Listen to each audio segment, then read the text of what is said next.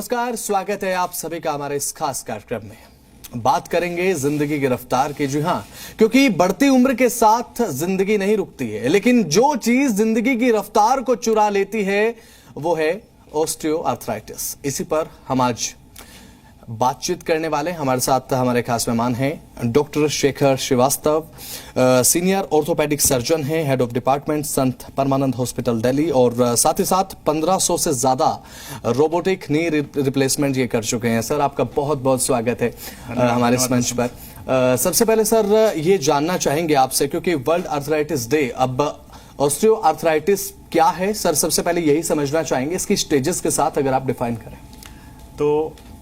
Arthritis जो बोली जाती है कॉमन लैंग्वेज में, हम जिसको आर्थराइटिस बोलते हैं, बेसिकली जॉइंट में कोई भी प्रॉब्लम हो उसको हम आर्थराइटिस बोलते हैं। ठीक है, अब हम आते हैं कि बॉडी के किस पार्ट में आर्थराइटिस ज़्यादा पाई जाती है। तो जो वेट बेयरिंग जॉइंट है, स्पेशली जो नी जॉइंट है, नी जॉइंट में आर्थराइटिस सबसे कॉमन पाई जाती है, और इसके कई सारे कारण हो सकते हैं, लेकिन जो सबसे प्रमुख कारण है, सबसे कॉमन रीज़न जो है वो है ऑस्टियोआर्थराइटिस। सो ऑस्टियोआर्थराइटिस क्या है? बेसिकली ऑस्टियोआर्थराइटिस जो है वो this is an arthritis because of wear and tear. जैसे हमारी एज बढ़ती है तो उसके साथ साथ हमारे बॉडी में चेंजेस आते हैं, बाल सफेद होते हैं, झुर्रियां पड़ती हैं। उसी तरह जो घुटने में चेंजेस होते हैं, जॉइंट्स में चेंजेस होते हैं, उसको हम ऑस्टियोआर्थराइटिस बोलते हैं। और ये ऑस्टियोआर्थराइटिस जो है ये नी में सबसे ज्यादा कॉमन है।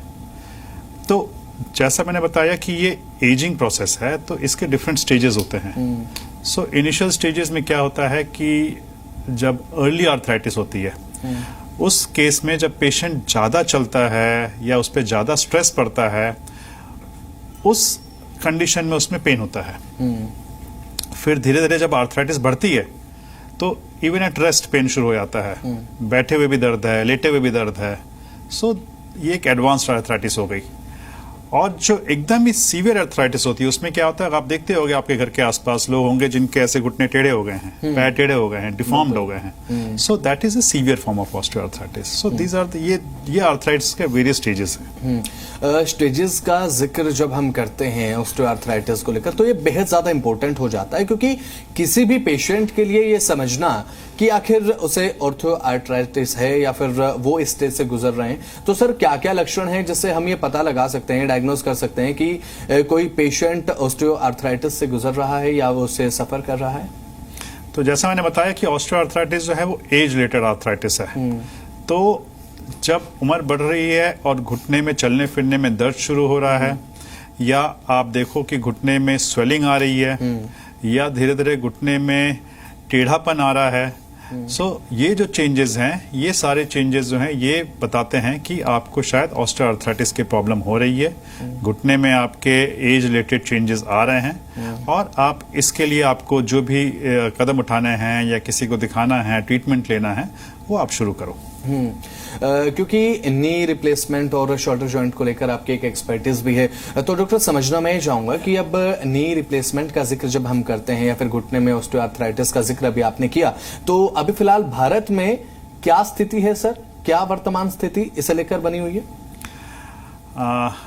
बिल्कुल सही पूछा आपने, क्योंकि क्या है कि इंडिया में, हमारे कंट्री में, भारत में नी आर्थराइटिस एक बहुत ही कॉमन प्रॉब्लम है। ठीक है, एक स्टडी की गई है जिसमें यह पाया गया है कि ऑलमोस्ट 25 से 30% of the population suffers from some form of arthritis, है ना, किसी न किसी स्टेज के आर्थराइटिस में है।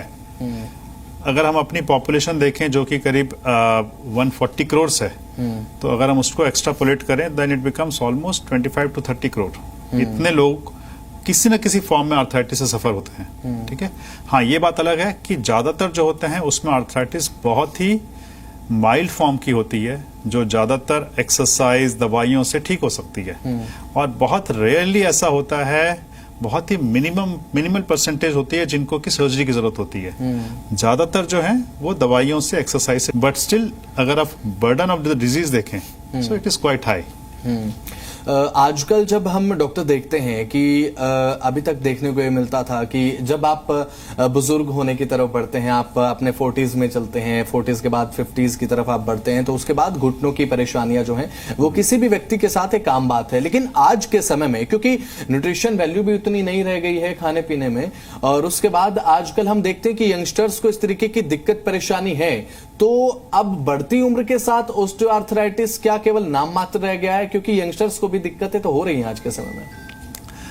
आप सही बोल रहे हैं कि आज की तारीख में हम यंगस्टर्स में भी आर्थराइटिस की प्रॉब्लम देख रहे हैं जी। हाँ, ये मैं बोलूंगा कि उसको शायद परहैप्स हम ऑस्टियोआर्थराइटिस नहीं बोलेंगे। Okay. It can be trauma related arthritis, है ना, इंजरी की वजह से हो सकती है। अक्सर आप देखते हैं कि लोग जिम काफी जाते हैं, स्पोर्ट्स खेलते हैं विदाउट प्रॉपर ट्रेनिंग, है ना, अपनी बॉडी को कंडीशन किए बिना, तो उसमें भी ये इंजरी होती है। अंदर जो लिगामेंट्स हैं, कार्टिलेज है, उसमें डैमेज होता है, जिसकी वजह से आर्थराइटिस हो सकती है। प्रॉपर फॉर्म के बिना अगर रिपीटेशन चलता है। बिल्कुल बिल्कुल, ये रिपीटेटिव इंजरी की वजह से होता है। हाँ, बिल्कुल। और जैसा एक आपने बहुत सही बोला, न्यूट्रिशन।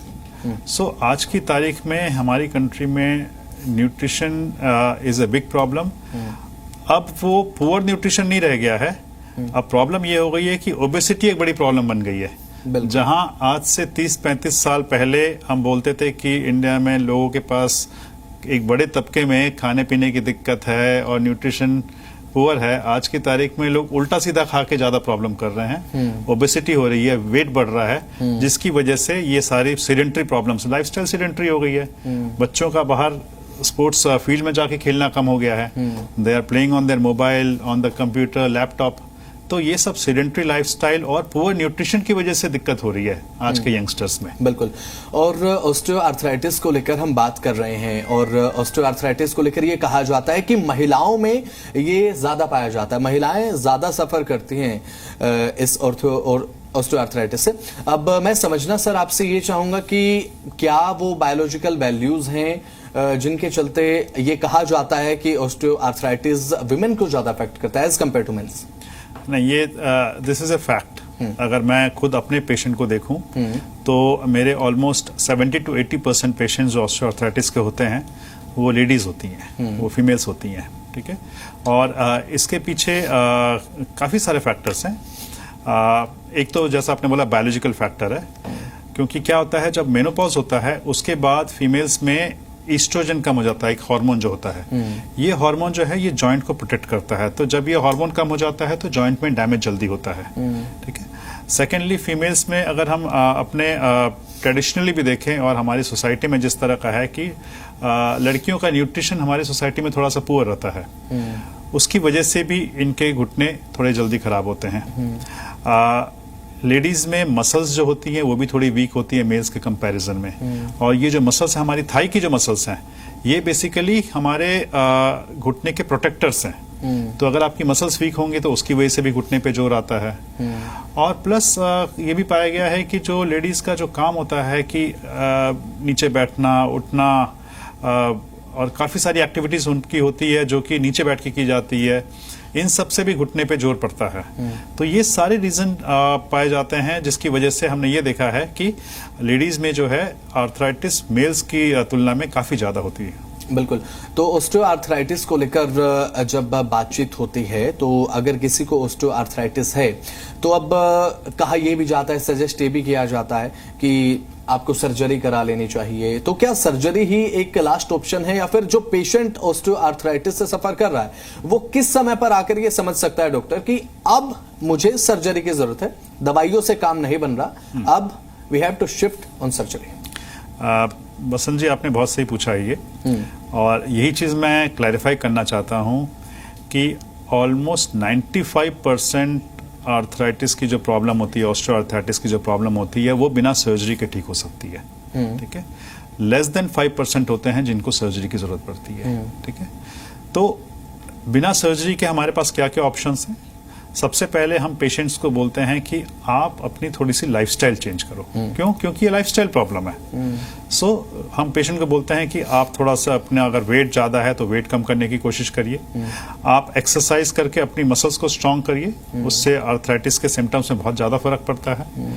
और इसके साथ हम पेशेंट्स को थोड़ी फिजियोथेरेपी के लिए भेजते हैं, जहां पे उनकी स्ट्रेंथनिंग और स्ट्रेचिंग एक्सरसाइज कराई जाती है। कुछ न्यूट्रिशनल सप्लीमेंट्स दिए जाते हैं, जैसे कि ग्लूकोजामिन रहे और कार्टिलेज प्रोटेक्टिंग एजेंट्स होते हैं, ये सारे दिए जाते हैं। पेशेंट्स का हम देखते हैं कि कैल्शियम और विटामिन डी लेवल कैसा है, क्योंकि अगर आपकी बोन्स वीक होंगी तो उससे भी आपकी आर्थराइटिस बढ़ती है। तो ये सारे फैक्टर्स अगर हम देखें तो इससे काफी सारी प्रॉब्लम्स ठीक हो जाती हैं। नेक्स्ट स्टेप क्या होता है? नेक्स्ट स्टेप में हम पेशेंट्स को कई बार हम ब्रेसेस देते हैं, पट्टे देते हैं पहनने के लिए, जो घुटने को प्रोटेक्ट करते हैं, या फिर patient can use a stick, उससे भी घुटने पे लोड कम आता है। तो ये सारी चीजें हैं जिससे कि बिना ऑपरेशन के भी पेशेंट को काफी अच्छा आराम आ जाता है। जब ये सारी चीजें फेल हो जाती हैं तभी उस केस में, और पेशेंट को फिर भी दिक्कत चल रही है, तो उस केस में हम पेशेंट को सर्जरी की सलाह देते हैं।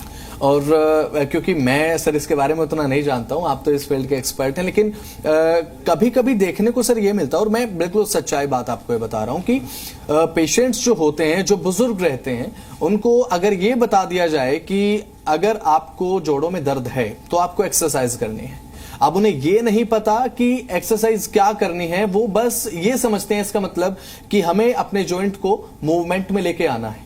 लेकिन मूवमेंट में लाने की सही फॉर्म क्या है, आपको किस तरीके से अपने जॉइंट को परफॉर्म करना है, किस तरीके से मूवमेंट करनी है, ये अभाव रहता है। उसके बाद वो परफॉर्म करते हैं मूवमेंट गलत, और उसके बाद वो चीज और ज्यादा ट्रिकी बन जाती है सर। यस, आपने सही बोला कि जैसे ये बोला जाता है ना कि only practice doesn't make you perfect, बिल्कुल, perfect practice makes you perfect. बिल्कुल सही बात है। हाँ।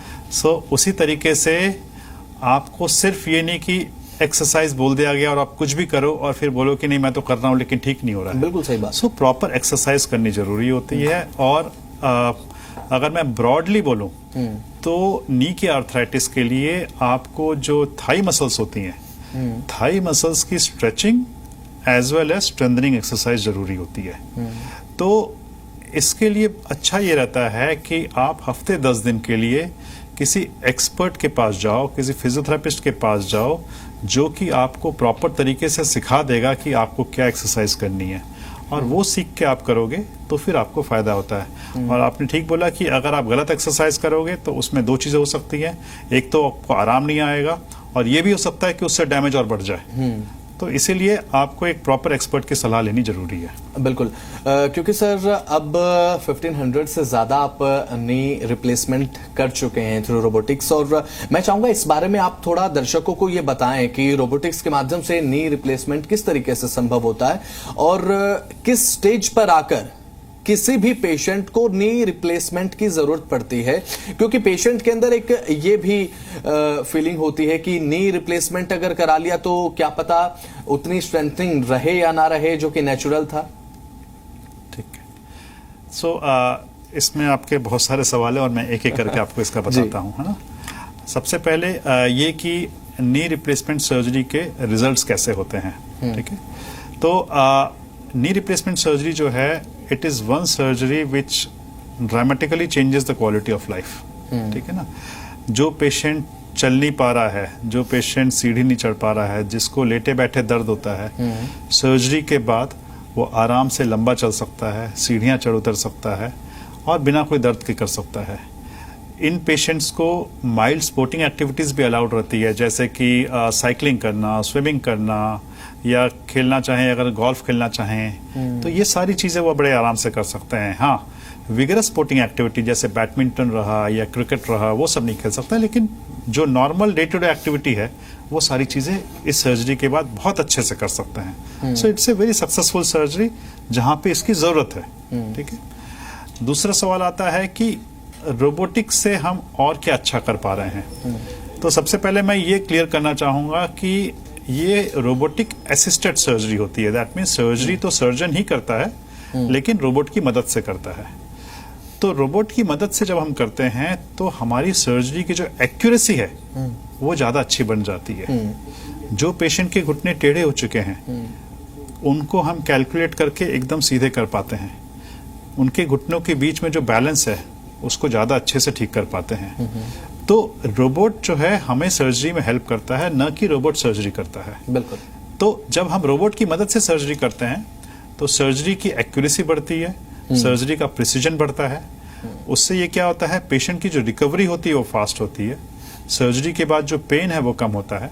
और अगर आपके रिप्लेसमेंट के इम्प्लांट जो हैं वो अगर प्रॉपर एंगल में लगे हैं तो फिर ये इम्प्लांट चलते भी लंबे समय हैं। ठीक है, क्योंकि हर पेशेंट, हर मरीज जो कि ये सर्जरी कराने आता है उसका एक ही सवाल होता है कि डॉक्टर साहब ये घुटने मेरे कितने चलेंगे। ठीक है, बिल्कुल। और हमारा ये हमेशा एम रहता है कि एक बार जो रिप्लेसमेंट हो वो उस पेशेंट की लाइफ टाइम निकाल दे। ठीक है, तो उस सिलसिले में रोबोटिक सर्जरी जो है जब हम एक्यूरेटली करते हैं तो उस घुटने की लाइफ बढ़ जाती है। तो डॉक्टर एक सवाल मेरा ये कि ऑस्टियोआर्थराइटिस को लेकर जब नी रिप्लेसमेंट तक बात पहुंचती है, क्योंकि आपने 1500 से ज़्यादा सक्सेसफुल नी रिप्लेसमेंट को परफॉर्म किया है, जो अपने आप में एक बहुत बड़ी काबिलियत भी है और तारीफ के योग्य भी है, इसके लिए आपकी तारीफ भी।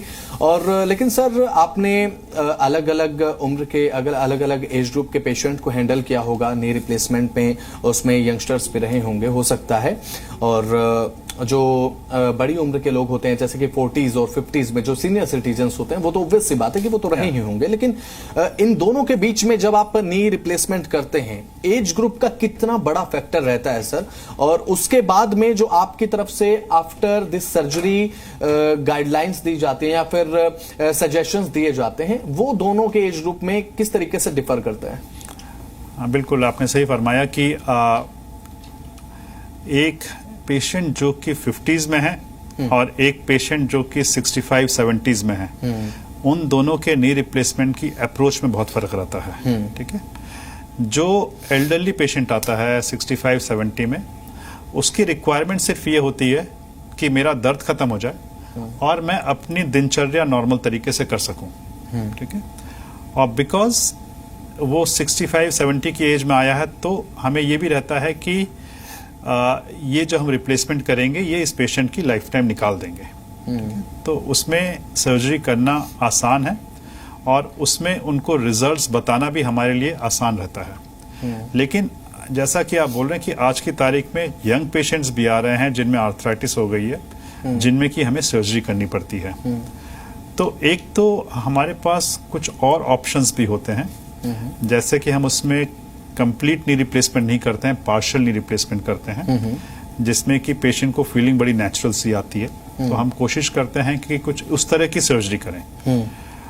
लेकिन अगर टोटल नी रिप्लेसमेंट की जरूरत पड़ ही रही है तो उस केस में हम पेशेंट को ये बता के करते हैं कि देखिए आपकी एज अभी कम है और आपके जो इम्प्लांट है इनको लंबा चलाना है, तो कुछ एक्टिविटी जो है आपको थोड़ी सी बंद करनी पड़ेगी, जैसे कि दौड़ना, भागना या फिर कोई इम्पैक्ट स्पोर्ट खेलना जैसे कि बास्केटबॉल, वॉलीबॉल, क्रिकेट, फुटबॉल, ये सारी चीजें आपको अवॉइड करनी पड़ेंगी। नीचे बैठना आपको ऐसे अलाउड है बट रेगुलरली मत करा करें। ठीक है, क्योंकि इन सब चीजों से घुटने की जो एक्टिविटी, जो घुटने की जो लाइफ है कम हो जाती है। तो उनको हम इस तरह से बता के करते हैं।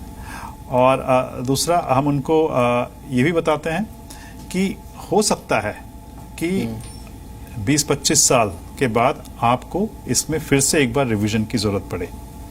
तो ये चीजें हम उनको बता के करते हैं। और फिर भी हमने ये देखा है कि जो यंग पेशेंट्स हैं they also do very well after surgery. It's just the question कि किस पेशेंट को क्या जरूरत है और उसके हिसाब से अगर इलाज किया जाए तो वो अच्छा चलता है। अब बात सर मैं ये करना चाहूंगा, क्योंकि जब ऑस्टियोआर्थराइटिस को लेकर मैं स्टडी कर रहा था तो एक जगह मैंने पढ़ा कि आजकल जो पूरा का पूरा कंप्लीट नी रिप्लेसमेंट रहता है।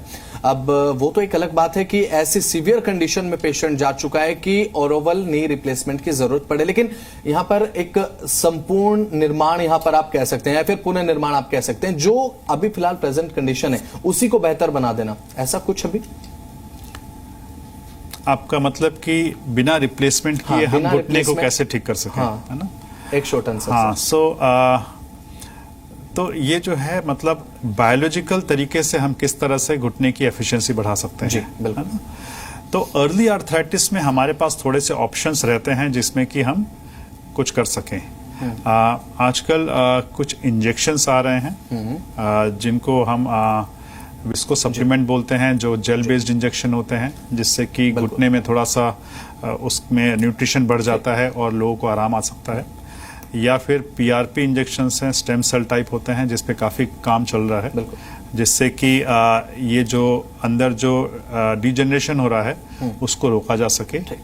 और इसके अलावा और भी काफी जीन थेरेपी पे काम चल रहा है, जिससे कि ऑस्टियोआर्थराइटिस को डेवलप होने से पहले ही रोका जा सके। बिल्कुल। तो अब ये तमाम बातें हमने की ऑस्टियोआर्थराइटिस को लेकर, और आई होप कि आपको क्लियर हुआ होगा कि ऑस्टियोआर्थराइटिस क्या है और इसके किस तरीके से निदान है। तो चलिए फिलहाल कार्यक्रम में इतना ही। नमस्कार।